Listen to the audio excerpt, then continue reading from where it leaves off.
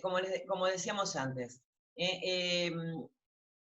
esos materiales que vimos hasta ahora son todos los volumétricos, son todos materiales volumétricos, que precisamente me van a permitir medir volúmenes de líquido, obviamente. Si estuviéramos hablando de balanzas y estaríamos midiendo gramos, estaríamos hablando de masa.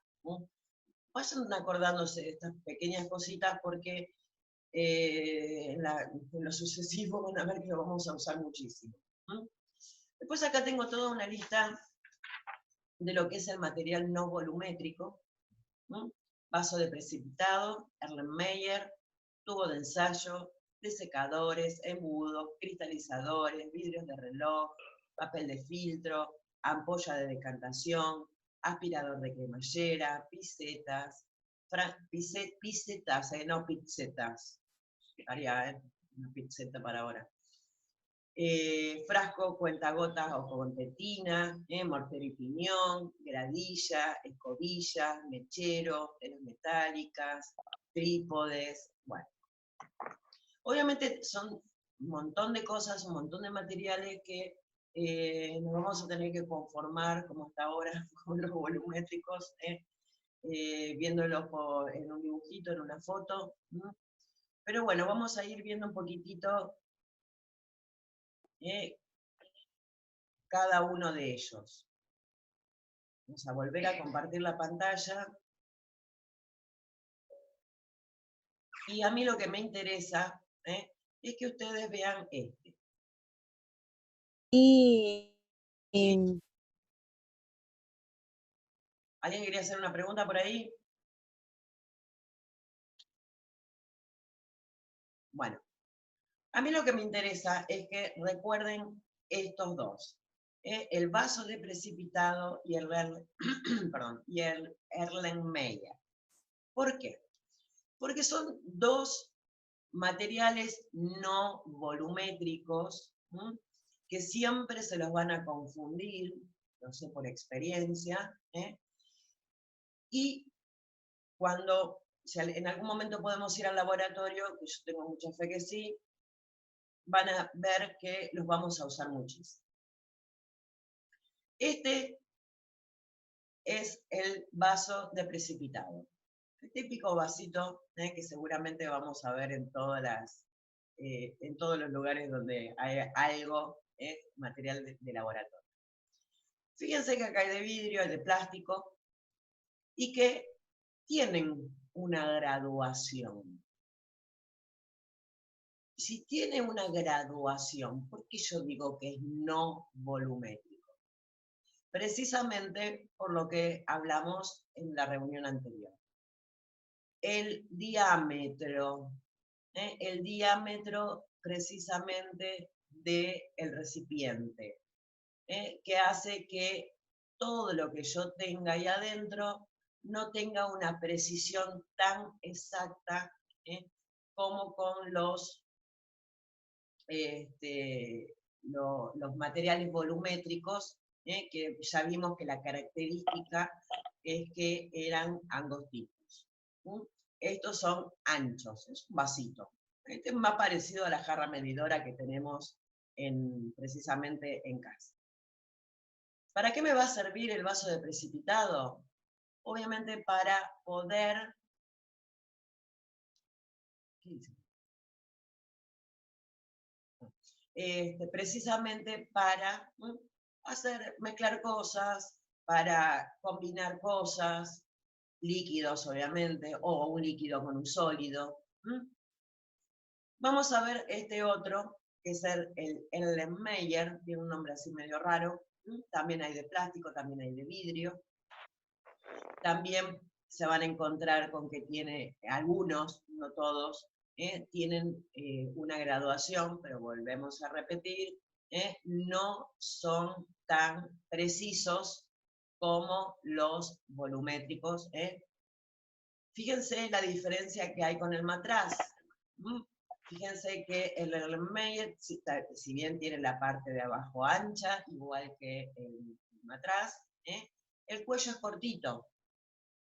Y al tener un cuello cortito, me permite agarrarlo por el cuello, no acogotarlo, por favor, me permite agarrarlo por el cuello, moverlo un poquito, pero no tanto como el matraz. El matraz es el ideal para agarrarlo bien por el cuello, porque tiene un cuello largo, para poder mezclar, hacer que una solución o lo que necesitemos hacer. Pero recuerden, no son volumétricos, ni el Erlenmeyer, ni el vaso de precipitado. Entonces, grábenselo, porque es algo que a mí me encanta preguntar. No sé si se entendió bien claro lo que les dije. Bien. Vamos a seguir un poquito con la lista. Tubos de ensayo, tubos de ensayo. Perdón, hasta acá. ¿Alguna duda? Ahora que los escucho. Todo bien. Perfecto. Tubo de ensayo, que yo creo que es el material de laboratorio que más conocido, porque se utiliza no solamente para el laboratorio, sino que también se lo puede usar para souvenirs y un montón de cosas. No tiene demasiadas explicaciones, ¿no? Desecadores. Estos prácticamente nosotros no los vamos a usar. Sirven obviamente para, el nombre nos lo dice, para poner algo y que se seque. Así de sencillo. Si ustedes se fijan, tienen como una especie de tapita y tienen como una especie acá de rejillita. Yo le pongo el material que está húmedo acá, se va escurriendo como si fuera un colador y se va a ir secando todo lo que está acá arriba, sacándolo de la fuente de humedad. Obviamente va a tener una tapa porque esto lo puedo meter en un horno para acelerar el proceso de secado. Embudo, este también lo tenemos en casa. No difiere absolutamente nada de los embudos que tenemos en casa. Acá hay uno que tiene como una especie de rejillita también, como para poder filtrar, pero los van a ver que son exactamente iguales que los que tenemos en casa, y sirven para lo mismo. Cristalizadores, son como una especie también de vaso de precipitado. Ven que tiene el piquito, los piquitos. Todo lo que tenga piquito me va a servir para trasvasar, como el jarrito.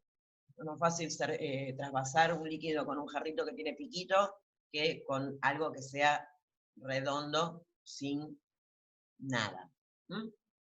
Estos cristalizadores, fíjense que son más chatitos, no tienen ningún tipo de graduación. Obviamente también me van a servir para precisamente dejar al aire libre para que algo se cristalice. No, a ver, la cristalización es obviamente también la evaporación de la parte líquida de un preparado, o lo que fuere. Nosotros no lo vamos a usar demasiado. Vidrio de reloj. El vidrio de reloj es un vidrio cóncavo, se le dice así porque antiguamente ahora los relojes tienen otro tipo de vidrio, pero tenían así un vidrio cóncavo o convexo, depende de qué lado lo miremos, pero sirve para pesar sólidos. Yo pongo el vidrio de reloj sobre la balanza, lo calibro la balanza, después ya les dije que vamos a ver el tema de balanzas, y le pongo lo que tenga que pesar, el sólido que tenga que pesar, sobre el vidrio de reloj. Me va a permitir también trasladarlo desde la balanza hasta la mesa de trabajo. En el caso de nosotros en el laboratorio, por lo general, en vez de usar un vidrio de reloj, solemos usar un pedacito de papel. Es exactamente. Filtro de papel. Esto también es algo que nosotros vamos a usar mucho, o hubiéramos usado. El filtro de papel no es otra cosa que papel filtro, al revés. Es un filtro que tiene, perdón, es un papel que tiene unas características particulares que hace que si yo le tiro un líquido no se rompa, pero que me permite filtrar.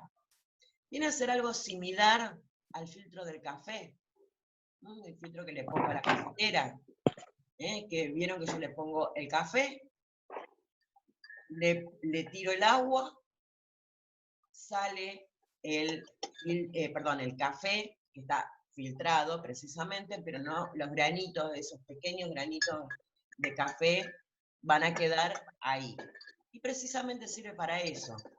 Y fíjense acá en el dibujito, que tiene una manera muy particular, porque por lo general se pone sobre un embudo, porque obviamente, si se fijan acá, acá hay un embudo, acá hay un Erlenmeyer, y yo necesito un soporte, necesito un soporte para poder colocar el papel de filtro, para poder hacer obviamente esa filtración. Entonces, sí, o sea, vuelvo a repetir, si ustedes se fijan cómo es el filtro en una cafetera,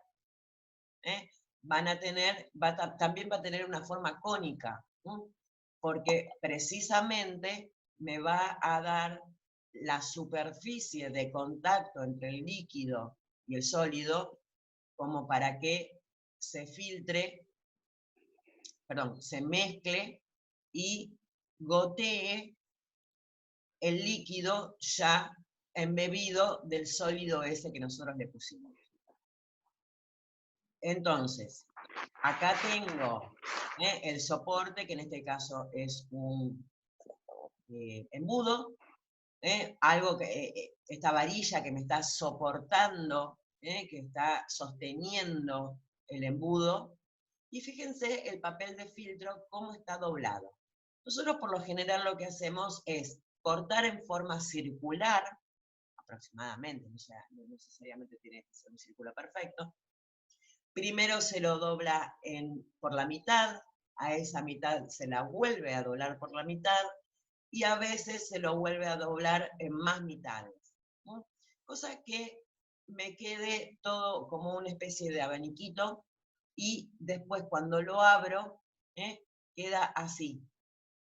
Y ese, como abaniquito, pero que tiene forma cerradita, lo pongo en esta parte de acá, o sea, en la parte cónica del embudo, y adentro le voy a poner el sólido para después, para después ponerle el líquido para que vaya filtrando. Ampolla de decantación. Esta ampolla de decantación también es algo que hubiéramos utilizado, sobre todo para, si ya vieron, digamos, toda la parte de los trabajos prácticos, para hacer la tintura de tilo. Bien, esa tintura de tilo, no me quiero ir por las ramas, pero se utiliza la ampolla de decantación. La ampolla de decantación, como ven acá, ¿ustedes van viendo bien todo lo que yo les voy mostrando con el cursor? ¿Los dibujitos así? Sí, profe. Perfecto. Sí, profe, se ve bien. Genio. Bien, entonces, ¿qué es lo que pasa? Fíjense que la ampolla de decantación tiene una parte en forma de pera, y tiene acá una especie de llave y un tubito. La ampolla de decantación se utiliza así, de esta manera, con la partecita de arriba, por donde yo la voy a cargar, le voy a poner las cosas que necesito ponerle. Va a estar sujeta, igual que el caso anterior, en un soporte, en esta varilla. Y fíjense que en este dibujito de acá, hay en este caso un Erlenmeyer, que es el que va a recibir todo el líquido que vaya cayendo a través del tubito E. Nosotros vamos a hacer el preparado, lo que nosotros queramos obtener, en esta partecita gordita. Fíjense que el líquido está todo acá. Esta llavecita va a estar cerrada. Obviamente nosotros acá vamos a tenerlo durante un tiempo que se denomina maceración, porque necesito que el líquido más el sólido estén en contacto durante un tiempo para que obviamente el líquido le extraiga a todo ese sólido que tengamos acá, que le extraiga todos los principios activos, y una vez que haya pasado el tiempo, que va a permitir que, abriendo la llavecita, que descargue toda la parte líquida, quedando en la parte de acá arriba la parte sólida. Si nosotros nos fijamos acá, acá en este dibujito que está acá en el material de estudio, vamos a ver que hay dos dibujitos. Uno que está todo amarillito y uno que a la parte de arriba está amarillita y la parte de abajo blanca. ¿Qué es lo que ocurre acá? Acá hay una mezcla de agua y aceite. Ustedes ya saben que por distintas densidades, después lo vamos a ver un poco mejor, el agua y el aceite no se mezclan, pero acá pareciera que están unidas, están mezcladas, porque tiene todo el mismo color. Pero la realidad es que si yo dejo pasar el tiempo, eso se va a separar, siempre quedando en la parte de abajo aquello que tenga mayor peso y lo que sea menos denso, y lo que sea más denso, al revés, más denso abajo y lo que sea menos denso arriba. Precisamente eso se denomina decantación. Lo más pesado se va para abajo y lo más liviano queda arriba. Cuando yo abro la llave, primero va a salir lo que está abajo, quedando en la parte de arriba lo que está más pesado, lo que está arriba. No, dale con lo más pesado, con lo más liviano. Entonces, esto me va a poder permitir separar lo que se denominan fases. Yo acá, después, más adelante vamos a ver mejor qué significa esto de las fases, pero vemos que acá hay dos. Acá hay una y acá hay dos. Acá visualmente hay una, en realidad hay dos, están como mezcladas.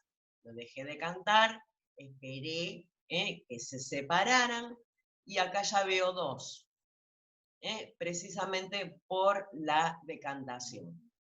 Es lo mismo que si yo mezclo arena y agua, hago todo, lo mezclo, y después lo dejo un ratito. En algún momento toda la arena va a quedar abajo y el agua va a quedar arriba. Bien, aspirador de cremallera. Este es lo que yo les decía, que es como una especie de botoncito que hace que precisamente va enganchadito en las pipetas sumamente, ay, no me sale la palabra, perdón, que sea muy, necesite demasiada precisión, o que sean líquidos peligrosos, pues yo, como les decía antes, para cargar la pipeta, obviamente no necesito algo que me lo aspire. Esto se engancha en la partecita de arriba de la pipeta. Pisetas, estas, que como ven acá, esto sí es plástico. ¿Por qué? Porque esto sirve para rociar, por decirlo de alguna manera. Obviamente el líquido va a estar contenido y yo necesito ejercer presión en esta parte de acá para que el líquido salga por la boquillita. Básicamente eso. Bueno, el frasco con tetina, el frasco cuentagotas. Fíjense que hay dos. Uno que yo el cuentagotas que aprieto acá y se va a cargar el tubito con una cantidad extra, una cantidad extra. una cantidad no exacta del líquido que está contenido en el frasco. Después, apretando precisamente la tetina, sale una sola gota. Pero siempre hay que tener cuidado. ¿Por qué? Porque obviamente, si, dependiendo cómo aprieto, en vez de salirme una gota, va a salir un chorro. Después está este otro sistema, que fíjense que está metido para adentro, el tubito este, y en la parte de acá tiene un agujerito, que es el que va enganchadito, acá en la parte, digamos, de la boca del frasco, y esto se invierte.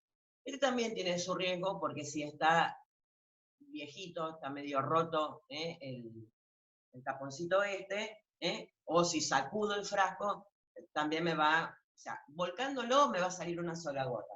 Si yo lo sacudo, me van a salir un montón de gotas. Bueno, mortero y pilón, esto es también bastante conocido. Hay de vidrio, hay de madera, hay de porcelana, de mármol. Obviamente sirve para triturar. Se pone en el pilón, que es el mortero, y se pone acá en este recipiente lo que nosotros queramos triturar, y con el morterito, chiqui, chiqui, chiqui, este también lo vamos a usar. Bien, las gradillas no son otra cosa que soportes para los tubos de ensayo. Estos son distintos tipos de escobillas, son escobillones precisamente para limpiar todo el material. Mecheros. Los mecheros hay de distintos tipos. Nosotros en vez de usar este tipo de mecheros, estos tipos de mecheros me sirven prácticamente para calentar cosas muy pequeñas. Nosotros vamos a utilizar, allá en el laboratorio hay anafes, que son los típicos anafes de camping, que es como una hornallita, porque obviamente si nosotros tuviéramos que usar un mechero de estos para hacer lo que tenemos que hacer, hay preparados que tenemos que hacer, sería imposible. Pero bueno, digamos que esto no requiere demasiada explicación. Una fuente de calor para calentar. Telas metálicas. Bien, la tela metálica precisamente se utiliza, fíjense que acá hay una que está apoyada sobre un trípode, sobre un soporte, tiene un circulito que es amianto, precisamente porque acá abajo, debajo del trípode, va obviamente los mecheros. Obviamente es para dar calor, una fuente de calor. Y la tela metálica precisamente es para separar el material de vidrio, que obviamente si es material de vidrio y lo pongo al fuego es porque es apto. Precisamente para evitar.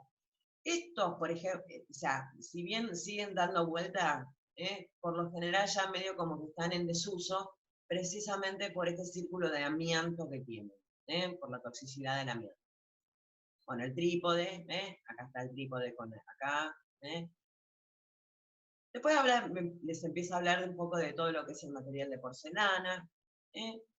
La verdad, hay un montón. Miren, me pusieron una todo de cigarrillo acá. Me imagino que supongo que debe ser para marcar el tamaño. No nos está incitando a fumar, aviso. Bueno, y nos está quedando... Ahora tengo ganas de prenderme un pucho. Y si vos lo podés hacer. No venga con que yo te estoy incitando, Bueno, distintos tipos de soportes, son cosas que prácticamente... Y ya se nos terminaron los materiales. Ya arrancamos con otro tipo con otras cosas. Bien. A ver cuánto tiempo... nos queda como 9 minutos. Estamos genial. Consulta técnica. Ahora que ya estamos todos con audio. Los quiero escuchar a ustedes ahora. Vamos que nos quedan 9 minutos y 20. Dudas con respecto a todas estas cosas que estuvimos viendo.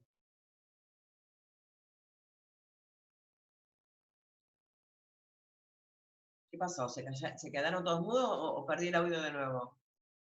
A ver, alguien que hable. Mauro, decía algo. Ali. ¿Qué, profe? Ah, no, quería confirmar que no había perdido el audio. Ah, no. Consultas. Consultas, vamos, consulten. Nos quedan 8 minutos 44 para evacuar dudas con respecto a esto que estuvimos viendo recién. ¿Nadie tiene dudas? No. ¿Qué pasó?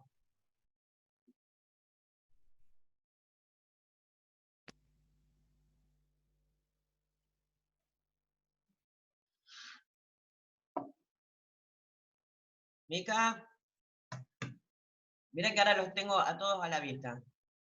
No, profe, entendido. Paulita. Genial. Vicky. Todo bien, profe. Bien. Alicia. Todo bien, todo muy claro. Se entendió Bárbaro. bien. Joana. Sí, profe, yo tengo una duda. Me quedó Bien. algo medio colgado entre la diferencia del matraz y la probeta. Son cosas totalmente diferentes el matraz y la probeta. Sí, pero el matraz, por ejemplo, cómo me va a medir? El matraz. Sí, Porque el matraz ya tiene una cantidad, ¿no? sí, O sea, yo sé que tengo un matraz de 10 mililitros, tengo un matraz de 100 mililitros, de la cantidad que sea. Y tiene el aforo. Entonces yo cargo la cantidad de líquido hasta sí. el aforo, y yo ya sé que ahí tengo 10 mililitros. Sí. Es lo que se denomina a volumen fijo. A diferencia de la probeta, que es a volumen variable. Yo cargo el matraz, que tiene esa forma con el cuello largo y la pancita abajo, me dice que tiene X cantidad de mililitros, lo cargo y yo ya sé que ahí tengo un volumen fijo de tantos mililitros, según lo que esté marcado el matraz. En cambio, la probeta, que es el tubito largo con la base para poder apoyarlo, puedo cargar la cantidad que yo quiera. Puedo cargar 10 mililitros, 5 mililitros, 4 mililitros, 2. Por eso es a volumen variable. Y no me permite moverlo, porque no es tan cómodo para moverlo. ¿Aclarado? Listo, gracias, profe. Genial. Melanie. No, profe, ninguna duda. Bien. Romy. Todo bien, profe. Bárbaro. Dayana.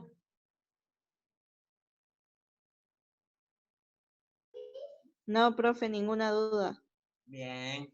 Analía.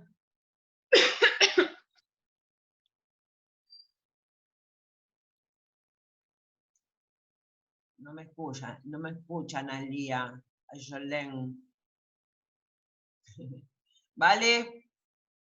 Profe, Ah. que no sé cuál de las dos Analía le habla. Ah, perdón. Tenés razón. Entonces, a las Analía les voy a decir por apellido. Te toca a ti ahora. No, profe, no tengo ninguna duda. Buenísimo. ¿Vale?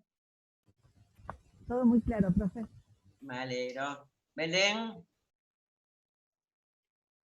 Todo bien, profe. Genial. María Laura. No, profe, ninguna duda. Nico. No, profe, ninguna duda.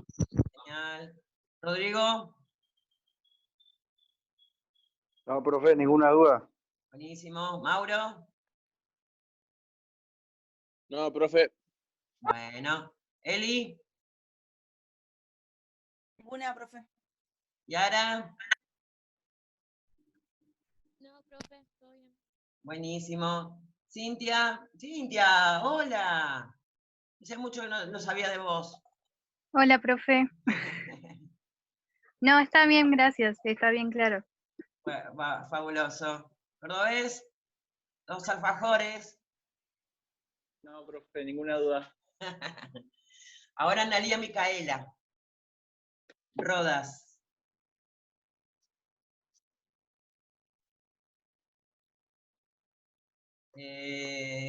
Sol. No, ninguna duda. Buenísimo. Rolando.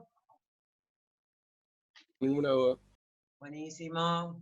Estoy volviendo muy loco con el tema con el tema cocina. Profe, Sí. Sí, Mica. del trabajo anterior, ¿vio? Sí. Yo le quería hacer una consulta con el jarabe simple. ¿Solamente agua y azúcar, ¿no? Busca bien. Y pero también busqué en internet y decía que si le agregan otra cosa es jarabe medicinal. Pará, porque a lo mejor yo no me expliqué bien qué era lo que tenían que hacer. O sea, vos no tenés que buscar cómo hacerlo. Tenés que buscar para qué se usa. Sí, se usa para la tos, eso sí lo encontré. Está bien. ¿Cómo no? Ahí está el tema. O sea, el jarabe simple, la forma, o sea, no importa cómo se haga, el tema es para qué se usa.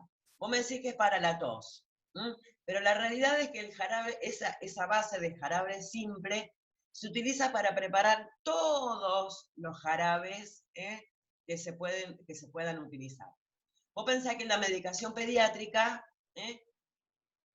la mayoría todo viene en jarabe, el ibuprofeno viene en jarabe, bien decir los jarabes para la tos, y hay otras cosas que también se utilizan para, que vienen en jarabe. Entonces, obviamente, justamente con el jarabe simple se complica un poco más, porque hay un montón, pero sí, se puede usar para preparar cualquier cosa que sea con la forma de presentación en jarabe. Claro, profe, porque decía jarabe simple, después decía que si vos le agregabas otras cosas ya era jarabe medicinal. Claro, como que si ibas agregando cosas cambiaba el nombre. Pero el jarabe simple era agua y azúcar. Claro, pero, a ver, o sea, en la farmacia vos no vas a vender jarabe simple. Y no, porque le iba a decir, en tu casa, señora. Uy, te trabaste. Bueno, no importa. Pero básicamente es eso. Que o sea, el jarabe simple es agua y azúcar, sí, ok. Pero una vez que vos le agregaste un principio activo, ya deja de ser jarabe simple y pasa a ser jarabe medicinal. Como el jarabe que vos comprás para la tos, o el jarabe que viene con ibuprofeno para los chicos, o todo ese tipo de cosas. Bueno, chicos, ¿nos queda alguna otra duda? Sería como un excipiente, ¿no, profe? ¿Cómo? El jarabe en este caso sería un excipiente. Claro, es el medio de transporte, es lo que lo lleva, exactamente. Exactamente. Bueno, nos queda menos de un minuto. Así que